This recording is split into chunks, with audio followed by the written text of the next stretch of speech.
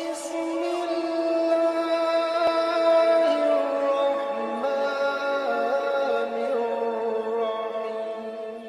12واں بڑا گناہ اور حرام کام،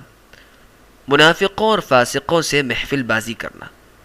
بہت سے کمزور ایمان لوگ بعض بدکاروں، فاسقوں، فاجروں کی محفلیں سجاتے ہیں،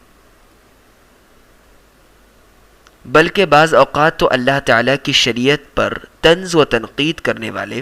اور دین و اہل دین کا مذاق اڑانے والوں کے ساتھ بھی برابر اٹھتے بیٹھتے، کھاتے پیتے ہیں۔ یقیناً یہ ایک حرام عمل ہے جو انسان کے عقیدے کو داغدار کرتا ہے۔ اللہ تعالیٰ نے ارشاد فرمایا: وَإِذَا رَأَيْتَ الَّذِينَ يَخُوضُونَ فِي آيَاتِنَا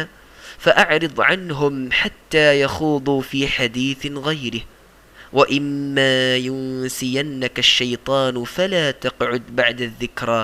مَعَ الْقَوْمِ الظَّالِمِينَ۔ اے پیغمبر، جب آپ ان لوگوں کو دیکھیں جو ہماری آیتوں میں عیب جوئی اور نکتہ چینی کر رہے ہوں تو آپ ان لوگوں سے کنارہ کش ہو جائیں، یہاں تک کہ وہ اس بات کو چھوڑ کر کسی اور بات میں لگ جائیں، اور اگر کبھی شیطان آپ کو یہ نصیحت بھلا دے تو یاد آنے کے بعد پھر ایسے ظالم لوگوں کے ساتھ مت بیٹھیں۔ اس آیت میں خطاب اگرچہ نبی کریم صلی اللہ علیہ وسلم سے ہے، لیکن امت مسلمہ کا ہر فرد اس سے مخاطب ہے۔ اس سے ہر وہ مجلس مراد ہے جہاں اللہ اور اس کے رسول کے احکامات کا مذاق اڑایا جاتا ہو،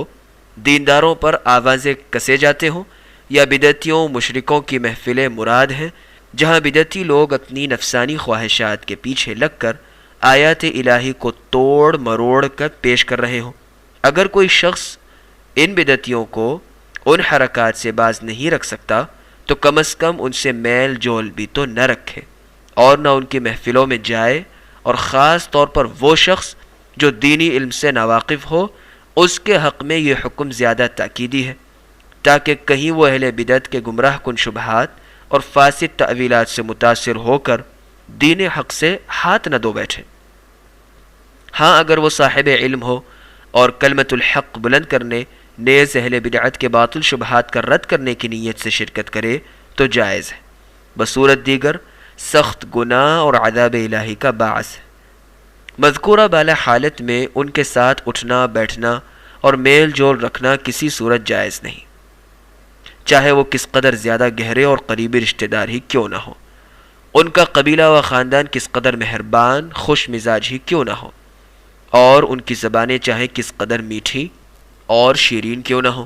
بہرحال ایسے ظالموں کے ساتھ اٹھنا بیٹھنا جائز نہیں۔ ہاں، البتہ اگر کوئی ان کو نصیحت کرنے، دین حق کی دعوت ان تک پہنچانے یا ان کی باطل تعویلات اور فاسد شبہات کا رد کرنے کی نیت سے ان کی محفلوں میں شرکت کرے